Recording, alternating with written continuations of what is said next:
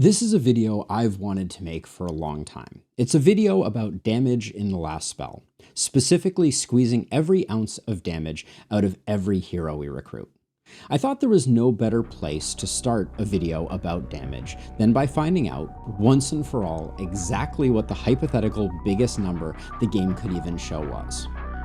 The answer to that is 5,369,625 glorious damage. And it was accomplished by cranking every hero stat we could get our hands on to 11. If you can see, the numbers all go to 11. Look, right across the board. After that, we gave our blessed hero every relevant perk, and finally we debuffed their target with a healthy negative 50% debuff to resistance from a few tomes of secrets.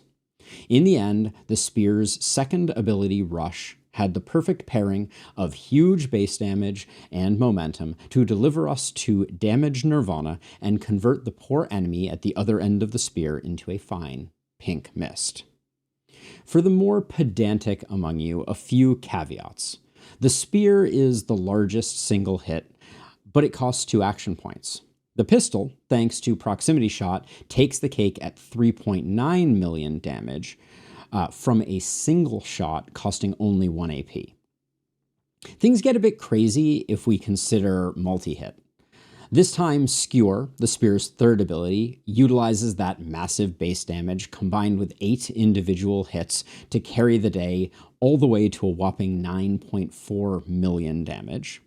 But the true single action king is Propagation, with lightning strikes whopping 17 potential targets, carrying it to an unfathomable 19.7 million damage in perfect conditions. But now is sadly when reality must set in. Without the modded game file I created, link in the video description, or the advent of an endless mode and more patience than sense, none of us will ever see numbers coming even close to these. It's rare to max any one stat, let alone all 10 required. And then without a perfect diagonal chain of isolated targets with negative 50% resistance provided by a support staff of tome users, you get the picture. It's not happening. But it's not all doom and gloom, because these top-line numbers aren't the point. If your only goal was to learn how to hit for 5 million damage from this video, then sadly, I'm not going to be able to help you. But if your goal is to understand the damage formula of the last spell to improve your decision-making and gameplay, then that's exactly what we're going to do. Well, the fact that you're still here indicates to me that you are where I was a few months ago, interested in understanding a bit more of the mechanics of how stats interplay and how they contribute to damage. So let's begin by talking about the what. This is a months-long project for me. There's a lot of complexity that's gone into me building a really deep and rich understanding of all the different stats, their interplays, and the ways that they work. My goal has been the same since the beginning. I wanted to understand the damage formula inside and out. I wanted to understand how the decisions that I make were contributing to the top-line damage that I was getting. I wanted to get rid of intuition and replace it with understanding. The way that I decided to do this was by creating a spreadsheet.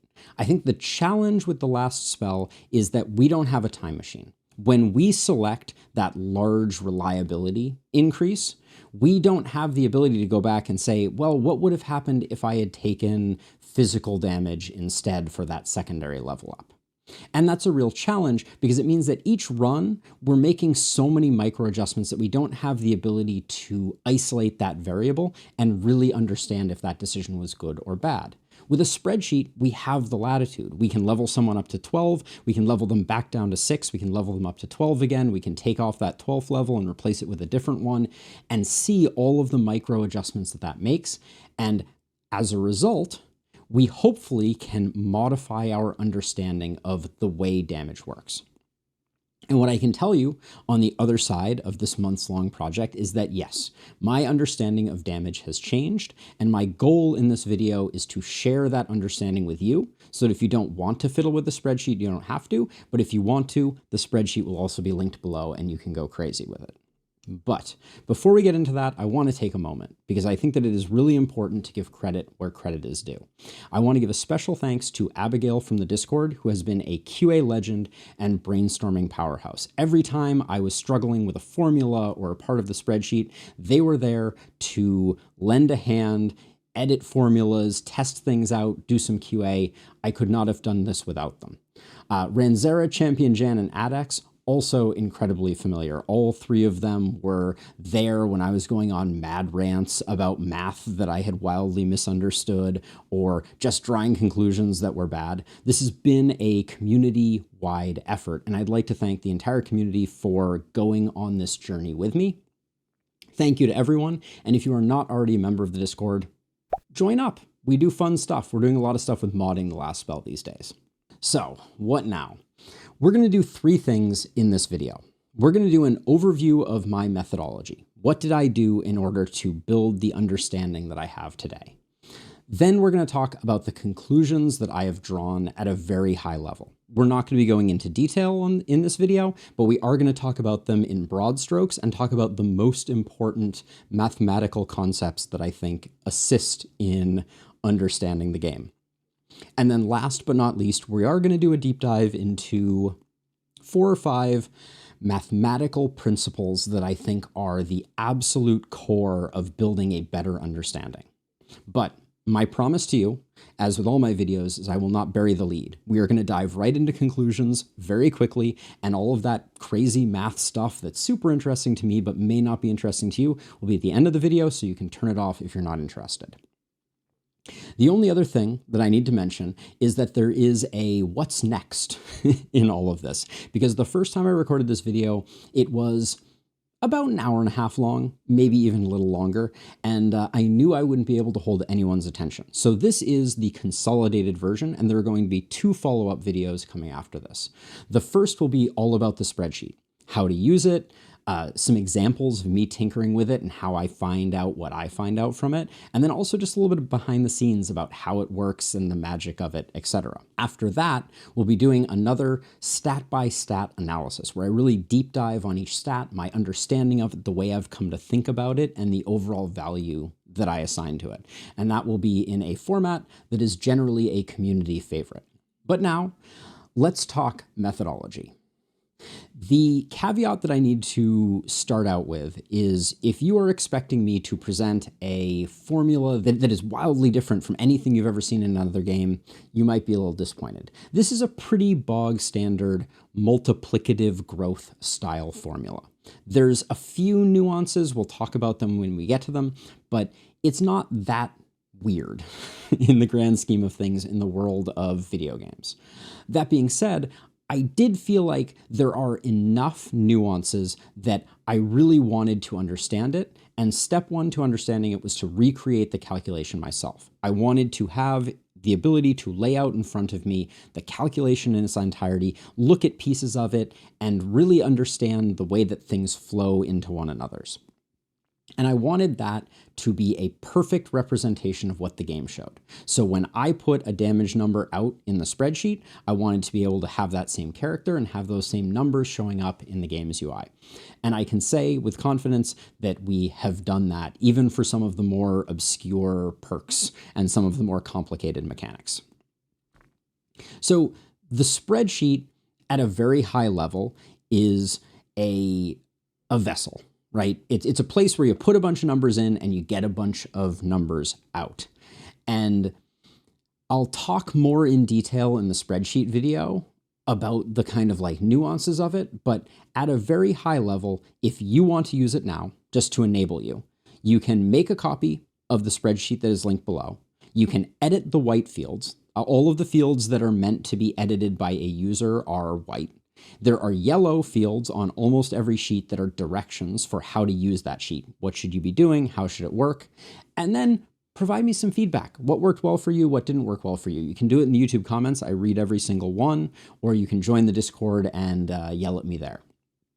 But the short version of the spreadsheet is it collects hero stats, hero perks, hero gear, target stats, and a few other like hero state information, etc.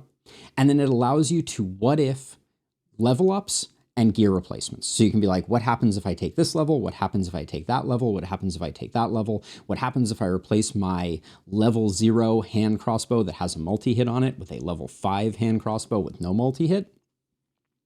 And in the back end, it also does some computations. So not only is it letting you what if, but it tells you what is the current best level up for you. So should you be taking physical damage? Should you be taking reliability? It will always present you the best option.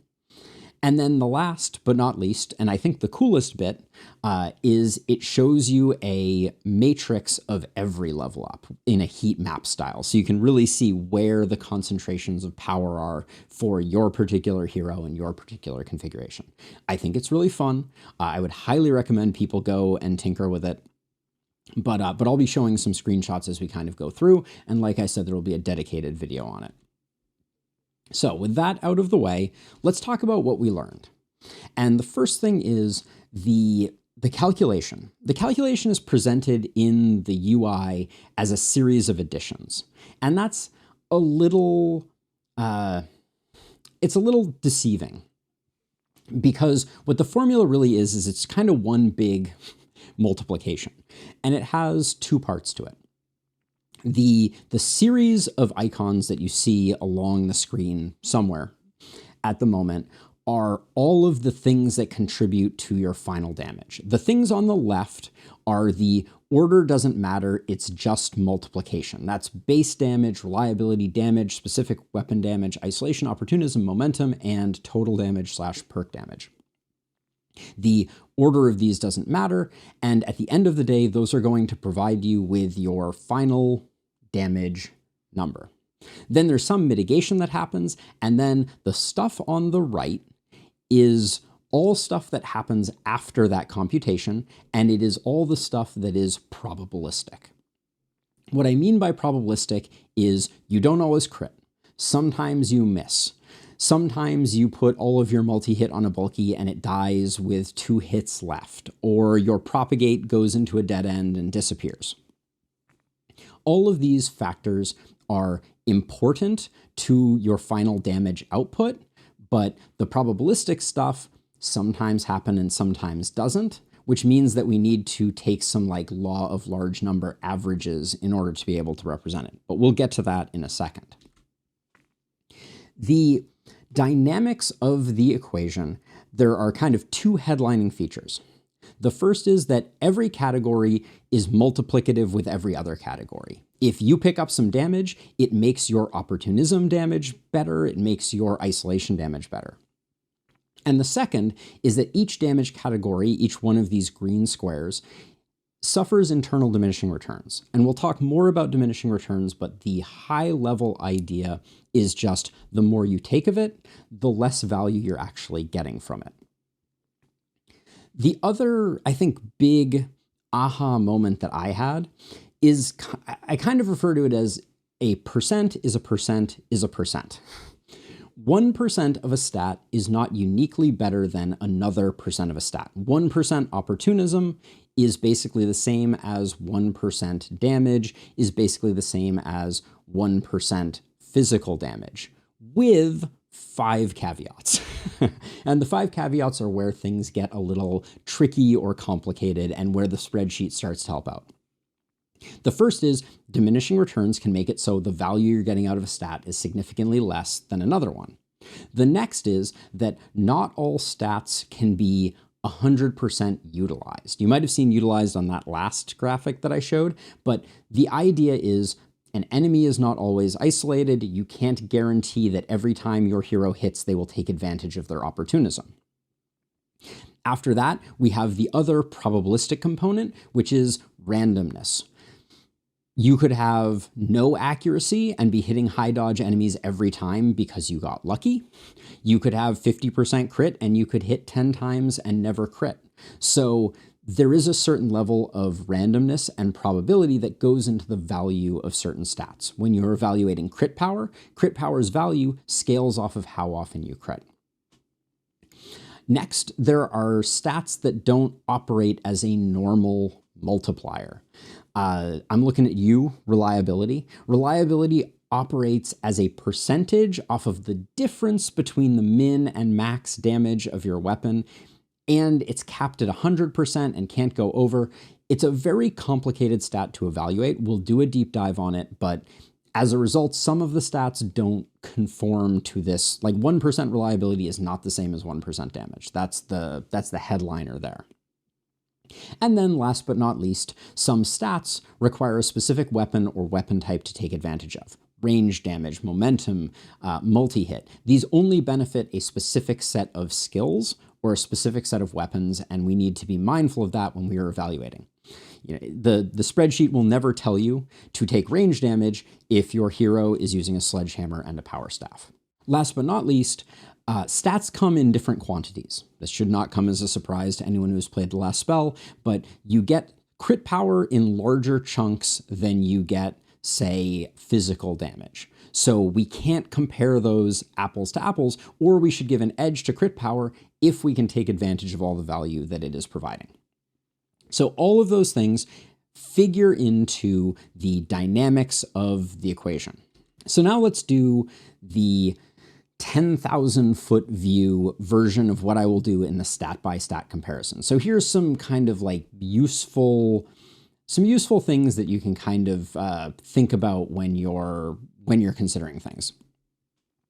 The first is base damage. So base damage can technically be thought of as another stat, and the way that I would describe it is one level up on average of a weapon. So a weapon going from level 1 to level 2 is going to net you about 11% increase in damage. And going from level 0 to level 5 is going to be about a 71% increase. I think this is useful because sometimes it can be really hard to evaluate weapons. Like this weapon is a higher base damage, but I'm losing some damage. Now, or I'm losing some damage stat, that is. Now, this is the hardest evaluation to do, and it's the place where I think the gear spreadsheet shines most, because you can do that minute calculation and find out exactly if you're going to end up improving or not, because diminishing returns figure into that, et cetera, et cetera. But I think it's a good rule of thumb. It's a useful heuristic. Next, specific damages. The headlining consideration that, one might not think about is that if you are a hybrid caster, you can essentially take their value and divide it by 2. Because at the end of the day, you're only going to be utilizing that specific damage type about half the time. There's certain caveats to that. Maybe you're doing most of your damage with the power staff, so maybe magic damage is slightly higher on your list. And there are ways in the spreadsheet to account for those slight gives and takes, but that's a good kind of top line feature. Momentum is by far and away the easiest stat to get the max 4x multiplier out of. Like, it's not even close. And that's because of the way that the number of tiles that you have moved multiplies by your momentum stat up to 400. So if you're looking for big numbers, momentum is king, not only because it's an additional multiplier that you can only get at specific times, but also because it is so easy to max. Crit and crit power is an interesting pair. The first thing that I would say is when evaluating crit power, you can just multiply it by your crit, and that gives you a really easy, lick your finger type of indication. So if you have 10% crit, a 30% crit power is really like 3% increase in damage because of the way the probability interplays with the crit power. That being said, in very broad strokes, crit power is the largest stat gain that you can get at 30% increase from a single level up, but it requires 2 stats to kind of enable. But as your crit goes up, your previous investment in crit power matures and gets better and realizes its full potential. So crit power is a hard one. What I found with the spreadsheet is once crit and crit power get going, they're kind of like an unstoppable train that starts to really pay huge dividends. And the spreadsheet's like, oh, you're starting to go crit? We really need to pile on because now this is starting to pay off. Accuracy and resistance. They are overwhelmingly strong if you need them. If you are missing your target, then there is basically no better stat than accuracy. But for all the enemies that do not have any dodge, it is a complete waste. And the same goes for resistance reduction. These are stats that when you need them, they are the best thing in the world. But if you over-index in them, you are wasting, you have a huge opportunity loss in other stats that you could be picking up. My rough recommendation remains 30% accuracy is usually good enough. And I think resistance reduction is probably a similar sweet spot, maybe even a little lower. But largely, you want to get high enough that those, like crawlers that are just really annoying to hit, you're usually hitting them. But a few misses is the price to be able to pick up that extra damage bump or that extra crit bump that you otherwise wouldn't have been able to get. Opportunism and isolation have a huge utilization tax, and we'll talk more about utilization shortly, but basically what I mean here is that to set up the isolated enemy is usually not free. Let's say it costs a fireball to set up that isolated target in the middle, or it takes 3 hits with a longbow to get the isolated 4th hit. There's some cost that is either being carried by your main hero or by another hero, and that is worth considering. I will say of note here, I think isolation has a much higher cost to utilize than opportunism does. Multi-hit is in strong contention with momentum because it is easy to utilize, aka you can pick your targets wisely and not stack up all your hits on the same enemy that's immediately going to die, and it is relatively easy to max. And what I mean by that is getting 5 multi-hit by the end of a run if you are doing your economy right and you're utilizing the shop appropriately is very doable. Then we have propagation. Propagation, from my perspective, is nearly impossible to utilize. The random walks are random, and it makes it really difficult to tame the beast. To spend the energy to get that perfect propagation line, kill all the other enemies that are random branches and things like that, is very expensive, rarely worth it, and propagation is just hard to tame.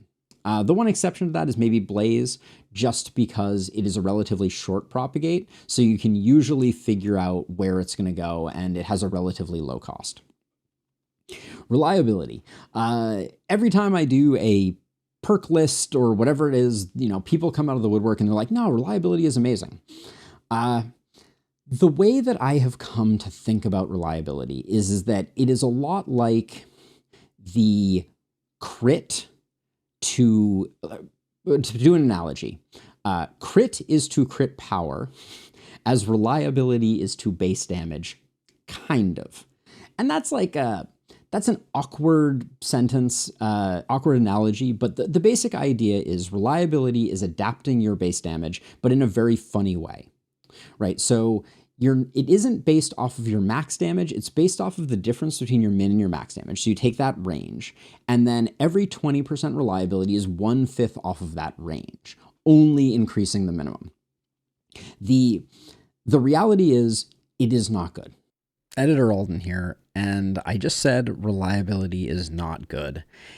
And I feel compelled to be very clear here. It is possible, using the spreadsheet, to prove that sometimes reliability is the best possible stat, and that is due to diminishing returns.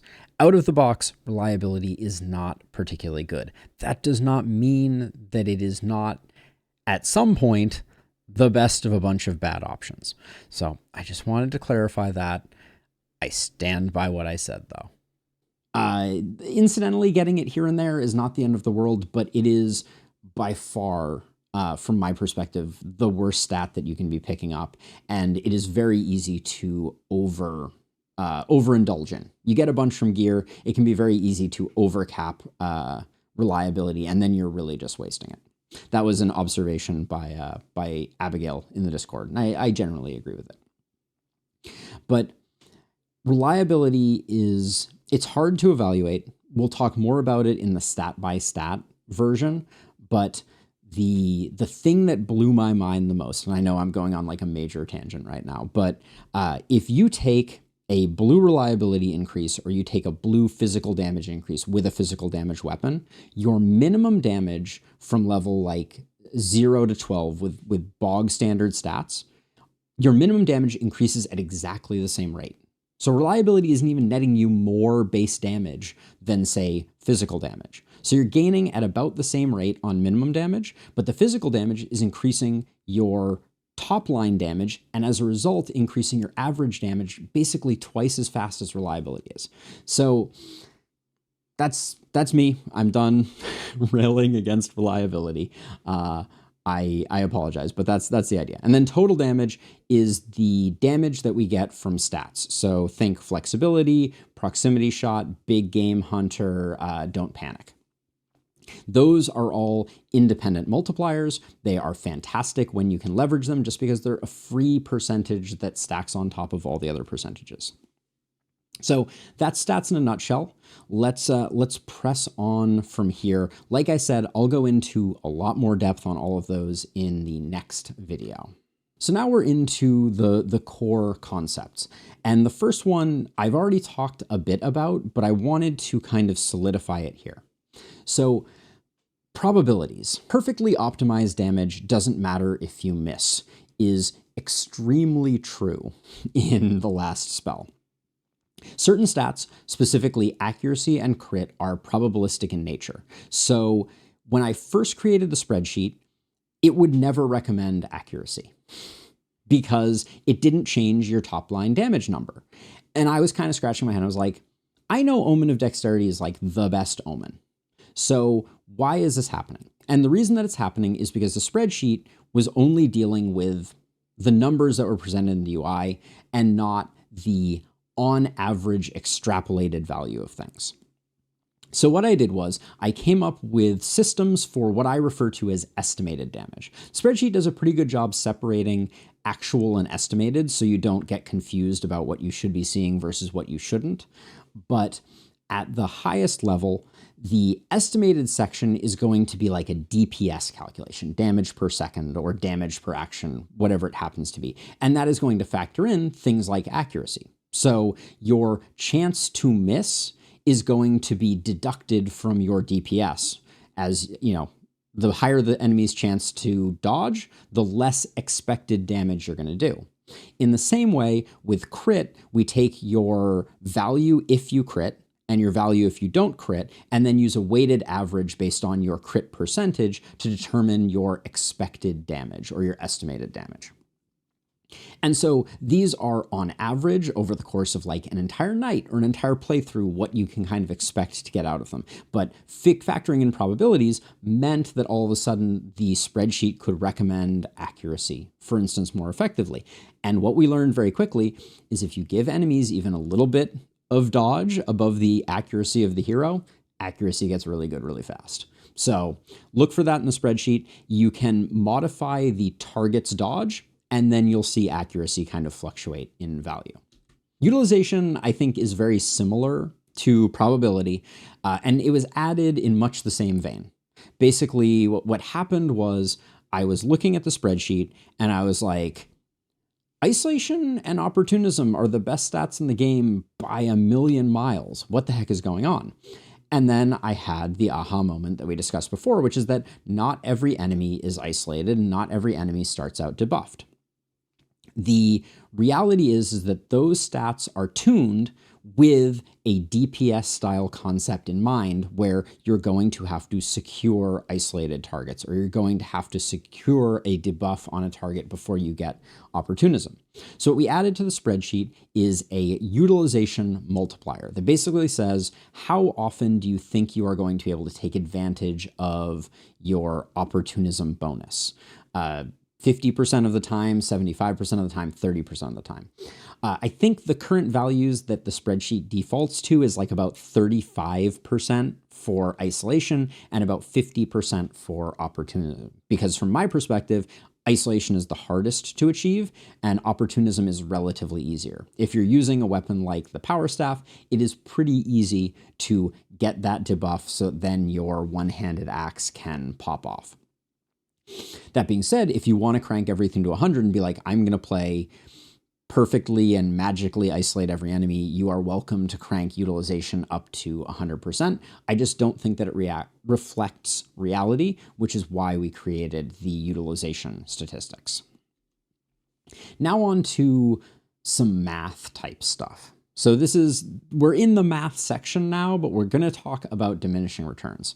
And diminishing returns are one of those things that I had an understanding of, but I don't know that I had fully internalized it, and I hope that this graphic that I'm going to show here helps. So the question that we are asking is, how much does your damage go up if you take a 20% increase to damage? And it's a weird question. It sounds like a trick question because you expect the answer should be 20%. And the answer is sometimes 20%, but it's also sometimes not 20%. And so we need to explain why that is.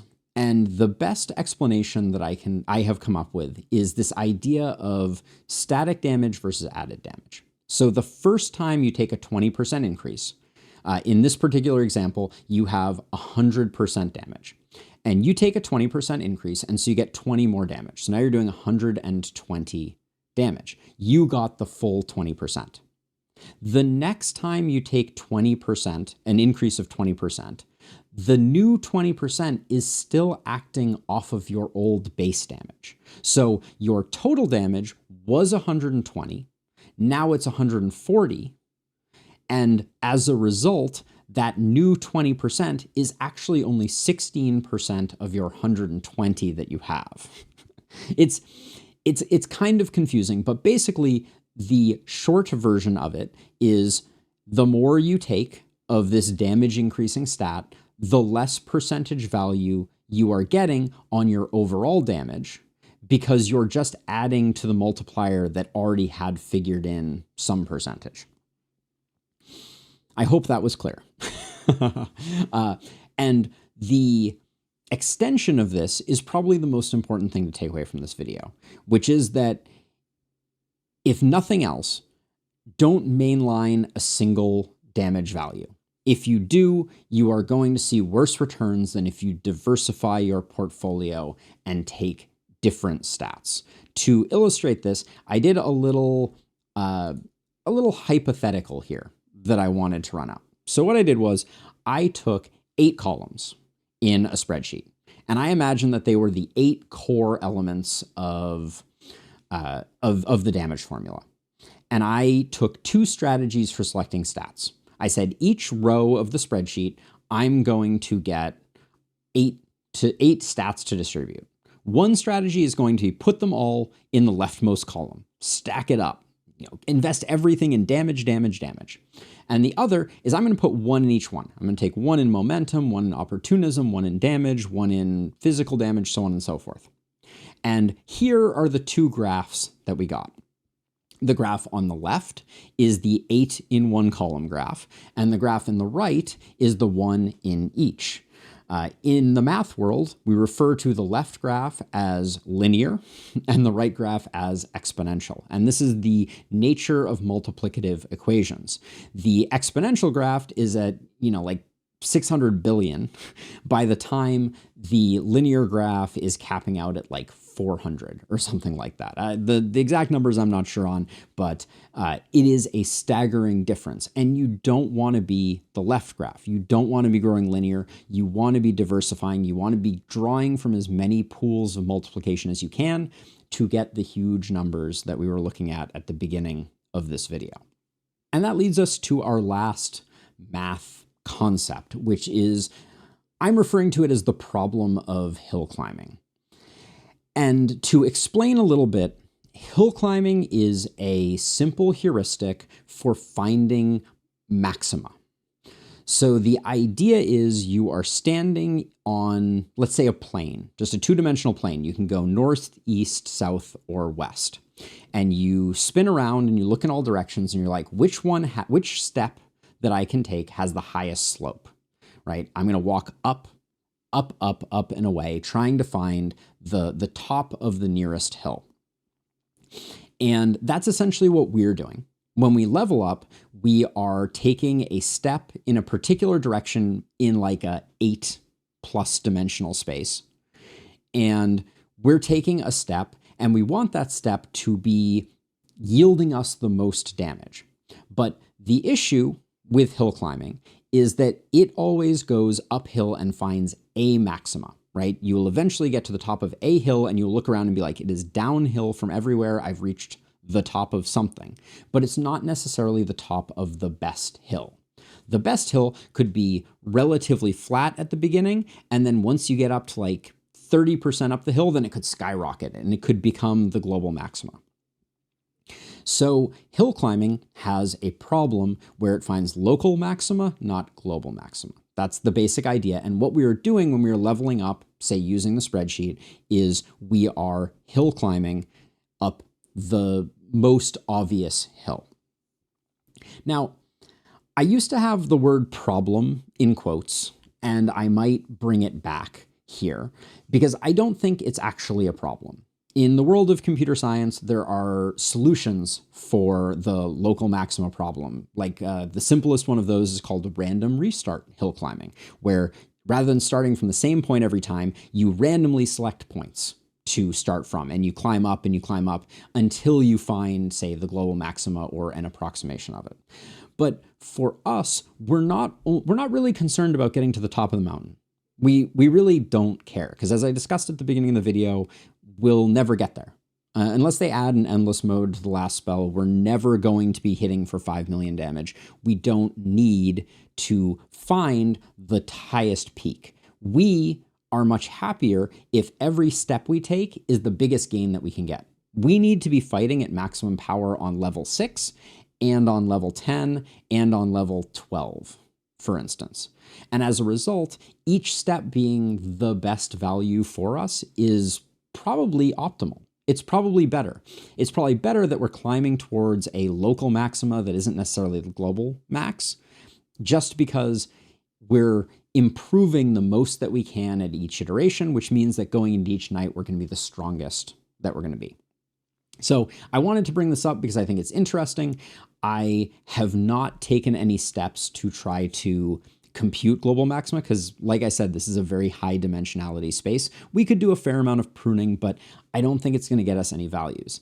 And I will say that I have witnessed times where there has been I have fallen a bit for a local maxima. There have been times where I've seen in the spreadsheet that I could have a level, I could follow the optimal level ups, and then I could be like, oh, but if I had taken, say, all crit and crit power, by the time I reached level 12, I would actually be stronger or something like that. But it's also unrealistic, and it would have meant that my hero would have been weaker along the way. So I just think it's an interesting concept. I wanted to talk about it for a minute, but let's move on and talk conclusions. So there are a few kind of like headliners that we've discussed here, but the first and foremost is that big numbers come from dipping into as many wells as we possibly can. You will never get the biggest number by ignoring one of the specific stats, which means that the largest numbers are often going to come from one of those unique modifiers. We talked about them before, but propagation, multi-hit, and momentum are only available on certain skills, which means those skills are going to be the most alluring or the most attractive. Generally speaking, over-indexing in one stat is going to hurt your hero, not help your hero. And there are two reasons for that.